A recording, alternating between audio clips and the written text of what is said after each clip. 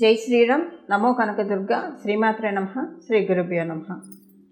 మే నెల మాస ఫలితాలు 2024 సంవత్సరంలో మే నెల ద్వాదశ రాశుల వాళ్ళకి ఎలాంటి ఫలితాన్ని తెచ్చిపెట్టబోతుంది? గోచర గ్రహస్థితుల సంచారం ఎలా ఉంది? అన్నిటికంటే ముందుగా ప్రథమంగా అన్ని రాశుల్లో ప్రథమ రాశి అయిన మేషరాశిలో రవి శుక్రుల సంచారం జరుగుతూ ఉంది. అలాగే వృషభ రాశిలో గురు భగవానుడి సంచారం జరుగుతుంది. మేషరాశిలో ఉన్న రవి సూర్యనారాయణమూర్తి మే 15వ తారీఖు నుంచి మేషరాశి నుంచి వృషభ రాశిలోకి వెళ్తూ ఉన్నారు. కన్యా రాశిలో కేతు భగవానుడి సంచారం, శనైశ్వరుడి సంచారం కుంభరాశిలో, అలాగే మనకి మీనరాశిలో కుజుడు బుధుడు రాహువు వీళ్ళ ముగ్గురు సంచారం జరుగుతూ ఉంది. బుధుడు 11వ తారీఖు నుంచి మీనరాశి నుంచి మేషరాశిలోకి వస్తాడు. శుక్రుడు కూడా ఈ నెల 20వ తారీఖు నుంచి మేషరాశి నుంచి వృషభ రాశిలోకి వెళ్తాడు. అంటే ఆయన స్వస్థానానికి ఆయన వెళ్తూ ఉన్నారు. అక్కడ గురు భగవానుడికి ఆతిథ్యం ఇవ్వడానికన్నా అనుకోవచ్చు. ఎందుకంటే ఇప్పుడే కదా గురు భగవానుడు ఈ నెలలోనే కదా వచ్చింది. గురు భగవానుడికి ఆతిథ్యం ఇవ్వడానికి ఆయన రాశిలోకి వెళ్ళాడు. ఇది ఒక మంచి శుభ పరిణామము. అక్కడ సూర్యనారాయణమూర్తి కూడా ఈ మాసం మధ్యలో రావడము, 20వ తారీఖు నుంచి శుక్రుడు కలవడము, ఇదంతా చాలా మంచి శుభ పరిణామాలకి అంటే ఇది శుభగ్రహ స్థితి అని చెప్పాలి. ఈ శుభగ్రహ స్థితి ద్వాదశ రాశి వాళ్ళకి ఎలాంటి ఫలితం ఇస్తుంది ఈ విషయం మనం చూద్దాము. అయితే ఈ విషయం చూడటానికి ముందుగా ఇక్కడ ఒక విషయం మనం తెలుసుకోవాలి. ఆ విషయం ఏంటంటే రవి గురు శుక్రులు వీళ్ళ ముగ్గురు కలిసి కాలపురుషుడు కుండలిలోంచి 2వ స్థానమైన వృషభ రాశిలో సంచారం. ఇప్పుడు శుక్రుడి రాశి అయిన తులారాశిలో సూర్యనారాయణమూర్తి నీచ పొందుతాడు. అలాగే గురు భగవానుడి యొక్క రాశి అయిన మీనరాశిలో శుక్ర భగవానుడు వృత్తి పొందుతాడు. ఇక్కడ చూసారు ఆ కాంబినేషన్ ఎలా ఉందో. రవి గురుడు శుక్రుడు. గురు భగవానుడి రాశిలోనేమో శుక్ర భగవానుడు ఉచ్చ పొందుతాడు. శుక్ర భగవానుడు రాశిలోనేమో సూర్యనారాయణమూర్తి నీచ పొందుతాడు. సో ఇప్పుడు ఈ కాంబినేషన్ అనేది చాలా ఫలితాన్ని మనందరికీ సూచిస్తుంది ఈ మాసము. ఆ ఫలితాలు ఏంటో మనం చూద్దాము. అయితే ఈ ఫలితాల నుంచి ఒకవేళ అడ్వర్స్ రిజల్ట్స్ ఉంటే వాటి నుంచి అడ్వర్స్ రిజల్ట్స్ అని కాకపోయినా మంచి రిజల్ట్స్ అయినా ఒకవేళ జన్మజాతకం సహకారంగా లేకపోతే పూర్తిగా అందుకోలేరు. కాబట్టి అందుకోవడానికి ఏం పరిహారం చేయాలో అది కూడా మనం చివరిలో తెలుసుకుందాము. ఇవి ఇప్పుడు ఈ వారం ఉన్న గోచర గ్రహస్థితులు. ఇప్పుడు మనం ఫలితాలు తెలుసుకున్నాం. ఈ గోచర గ్రహస్థితులు ద్వాదశ రాశుల వాళ్ళకి కూడా ఎలాంటి ఫలితాన్ని తెచ్చిపెట్టబోతూ ఉంది ఈ విషయాన్ని ఈ తదితర అంశాన్ని మనం తెలుసుకుందాం. మేషరాశిలో పుట్టిన వారికి ఈ మాసం అంతా కూడా చాలా బాగా ఉంటుంది.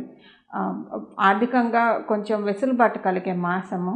ఆర్థిక వనరులు బాగా పెరుగుతాయి. అంటే ఇన్కమ్ సోర్సెస్ బాగా ఇంక్రీజ్ అవుతాయి. మీకు మౌత్ పబ్లిసిటీ ద్వారా మీ గురించి చాలామంది మంచి ప్రాపగాండా చేస్తారు. బ్యాడ్ ప్రాపగాండా బదులు మంచి ప్రాపగాండా చేస్తారు. అది మీకు చాలా సంతోషాన్ని కూడా కలిగిస్తుంది. ఆరోగ్యం చాలా బాగా ఉంటుంది. మీరు బీపీ రిలేటెడ్ ఇష్యూస్ తోటి ఇబ్బంది పడుతూ ఉన్నా, లేదా మీ పిల్లలు ఏమన్నా ఆరోగ్య సమస్యలతో బాధపడుతున్నా వాటి నుంచి బయటికి రావడానికి ఈ మాసం చాలా చక్కటి అనుకూలతల్ని మీకు కలిగిస్తూ ఉంది. అలాగే ఈ మాసం అంతా కూడా మీరు అందరితోటి చాలా చక్కగా కలిసిపోతారు. అంటే ఎలాంటి ఈగో ఇలాంటివి ఏమీ లేకుండా, అంటే ఈగో ఉందని కాదు, అసలు ఏదైనా కూడా చాలా బాగా మీకు ఇష్టమైన వాళ్ళని కాదు, మీకు ఇష్టమైన వాళ్ళని కాదు, అందరితో చాలా బాగా మాట్లాడతారు. కొంత మీరు కూడా ఆశ్చర్యపోతారు. అంటే ఇన్నాళ్ళు మీరు కొంచెం ఒకవేళ ఇంట్రోవర్ట్గా ఉన్న పర్సన్ అయినా సరే ఈ మాసం మీకు తెలియకుండానే గ్రహస్థితులు మిమ్మల్ని మాట్లాడింప చేస్తాయి. ఎందుకంటే ద్వితీయ స్థానం కాబట్టి డబ్బులు రూట్ అవ్వాలంటే మీరు ఎక్కువ మాట్లాడాలి. ఎప్పుడు కూడా మీరు మాట్లాడకుండా ఎక్కువ సైలెంట్గా ఉండడం మేషరాశి వాళ్ళకి అసలు మంచిది కాదు. అవతల వాళ్ళు అంటే రెస్పాండ్ అయ్యే దాని విధానాన్ని బట్టి మాట్లాడాలి. అది కూడా ఎప్పుడైనా మేషరాశి వాళ్ళు చాలా సౌమ్యంగా మాట్లాడాలి. మాట్లాడితేనే వాళ్ళకి ఆదాయంగా బాగా ఉంటుంది. ఒకవేళ మీ జన్మజాతకంలో గ్రహస్థితులు అనుకూలంగా లేకపోతే ఎప్పుడు నిష్ఠూరాలాడుతూ ఒకళ్ళని కొట్టినట్టు మాట్లాడితే మీ ఆదాయం పరంగా కూడా అలానే దెబ్బతింటూ ఉంటుంది. ఇది ఒకటి మీరు క్యాలిక్యులేట్ చేసుకుని. ఎందుకంటే ఉత్తగా ఇది మేషరాశికి నేను చెప్పట్లేదు. అక్కడున్న మీ జన్మగ్రహ స్థితుల్లో అలాంటిది కుజుడు పాడైపోయి ఉంటే డెఫినెట్గా మీరు పరుషంగా మాట్లాడతారు, లేదా అవతల వాళ్ళకి హర్టింగ్గా ఉంటాయి మీ మాటలు. కొంచెం నిష్ఠూరాలు ఇలాంటివన్నీ ఉంటాయి. ఒకవేళ కుజుడు మీ దాంట్లో బాగున్నాడు అనుకోండి, మీ అంత పీపుల్ ప్లీజర్ కూడా ఎవరు ఉండరు, చాలా బాగా మాట్లాడతారు.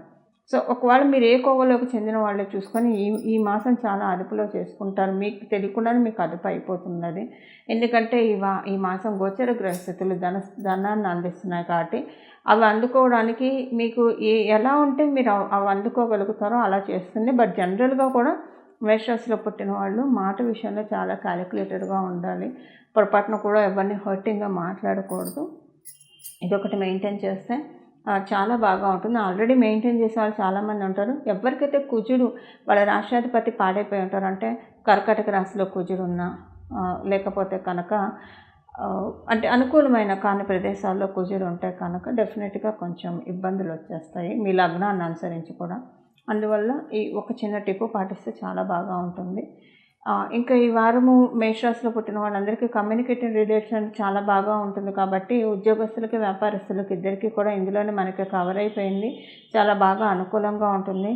ఇప్పుడు మీరు కనుక స్పీచెస్ ఇచ్చేవాళ్ళైతే చాలా బాగా ఉంటుంది. కంటెంట్ రైటర్స్ అయినా కూడా మీకు చాలా బాగా ఉంటుంది. అలాగే ఏదైనా పబ్లిక్ ప్లాట్ఫామ్లో మీరు రూల్ చేస్తూ ఉన్నా కూడా మీకు ఈ మాసం చాలా చక్కటి అనుకూలమైన వాతావరణం ఉంటుంది. ఒక రకంగా చెప్పాలంటే రెడ్ కార్పెట్ వేసి వెల్కమ్ చెప్పే విధంగా కొన్ని పరిస్థితులు ఈ మాసంలో మీకు చోటు చేసుకుంటే మీరు పబ్లిక్ మీడియాలో ఉంటే కనుక, అలాగే మీరు ఈ మాసంలో ఆరోగ్యపరంగా చాలా బాగా ఉంటుంది. మెయిన్ ఫైనాన్షియల్గా కొంచెం బాగా స్ట్రాంగ్ అవ్వడానికి చాలా చక్కటి అవకాశాలు ఉన్నాయండి ఈ వారం. ఈ మాసము మేషరాశిలో పుట్టిన వాళ్ళందరికీ కూడా ఇవి ఈ మాసం యొక్క గోచర గ్రహస్థితుల ఫలితాలు మేషరాశిలో పుట్టిన వాళ్ళందరికీ కూడా. ఇప్పుడు పరిహారం చూద్దాము. ఈ పరిహారం ఏంటంటే ఈ మాసం అంతా కూడా మనకి 15వ తారీఖు నుంచి వృషభ రాశిలోకి సూర్యనారాయణమూర్తి, 20వ తారీఖు నుంచి శుక్రుడు గురుడితోటి కంజాయిన్ అవుతూ ఉన్నారు. మొదట్లో మనం చూసాం కదా వీళ్ళ ముగ్గురు కలయిక విశేషం అని చెప్పి. సో ఇప్పుడు దీన్ని మనం ఒడిసి పట్టుకోవడానికి, ఇది ఇచ్చే అడ్వర్స్ రిజల్ట్స్ నుంచి తప్పించుకోవడానికి, అలాగే ఈ యోగము ఇచ్చే 3 గ్రహాలు కలవడం అంటే ఒక యోగం, ఇచ్చే యోగాన్ని ఒడిసి పట్టుకోవడానికి ఎలాంటి పరిహారాలు చేయాలో ఇప్పుడు మనం చూద్దాం.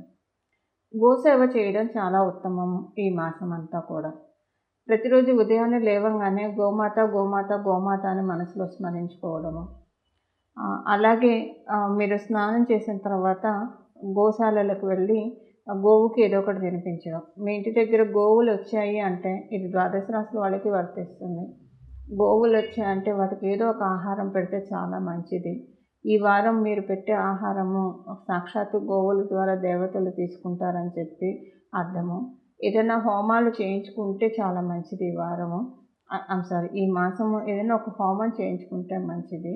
అలాగే ఈ మాసంలో పితృ కార్యక్రమాలు చేయించుకుంటే సూర్యనారాయణమూర్తి పితృకారకుడు. ఈ మాసంలో పితృ కార్యక్రమాలు చేస్తే చాలా మంచిది. పితృదేవతలు ఆశీస్సులు చక్కగా అందే శుభ సమయంలో మనందరం ఉన్నాము. అందువల్ల పితృ కార్యక్రమాలు చక్కగా మీరు చేయించినా సరే, లేదా మీ తరఫున ఎవరైనా చేయిస్తానన్నా వాళ్ళతోటైనా సరే మీరు చేయించుకుంటే కనుక చాలా అంటే చాలా చక్కటి శుభ ఫలితాలు వస్తాయి. కాలపురుషుడు కుండలిలో ద్వితీయ స్థానం అంటే ధనస్థానంలో శుక్ర భగవానుడు రాష్ట్రాధిపతి ఉన్నాడు. అలాగే డబ్బులనిచ్చే దాత గురు భగవానుడు ఉన్నాడు. అంటే అదృష్టం లక్ అంటారు కదా, లక్కనిచ్చే దాత గురు భగవానుడు ఉన్నాడు. ఐశ్వర్యాన్ని కూడా సూర్యనారాయణమూర్తి ప్రసాదిస్తాడు. సత్రాజిత్తుకి ఎలాగైతే సమంతకు మనని ప్రసాదించాడో అలా ఆయన మనం ఎలా ఆరాధిస్తే అలా మనకి ఫలితాలు ఇస్తారు. అలాంటి సూర్యనారాయణమూర్తి కూడా వృషభ రాశిలో ఉండడం వల్ల పితృ కార్యక్రమాలు విరివిగా చేయాలి. మీరు చేయలేకపోయినా మీకు తెలిసిన వాళ్ళు చేయిస్తుంటే చేయించండి. అలాగే గోసేవ చేయండి. గోమాతకి ఏదైనా పెట్టడానికి ప్రయత్నించండి. గోమాత గోమాత గోమాత అనే రోజు లేవగానే ఉదయం 3 సార్లు అనుకోండి. అలాగే దాంతోపాటు ఈ మాసం అంతా కూడా శ్రీ సూక్తం వినండి. రోజు కనీసం ఇంట్లో 3 సార్లు. మీరు యూట్యూబ్లో వింటారా, ఎలాగైనా సరే ఒక 3 సార్లు శ్రీ సూక్తం వినడానికి ప్రయత్నించండి. ఇవన్నీ కూడా ద్వాదశ రాశుల వాళ్ళకి లక్ష్మీ కటాక్షాన్ని తెచ్చిపెట్టే పరిహారాలు. ఇప్పుడు నేను చెప్పినవన్నీ కూడా అన్నీ చేయడానికి ప్రయత్నించండి, లేదా కనీసం వీటిలో ఏదో ఒకటన్నా చేయడానికి ప్రయత్నించండి. తద్వారా చక్కగా లక్ష్మీ అమ్మవారి ఆశీస్సులు, ఆ లక్ష్మీ అమ్మవారి శ్రీలక్ష్మీ అమ్మవారి కటాక్షం అందుకోండి. మంగళం. నమో భగవతే వాసుదేవాయ.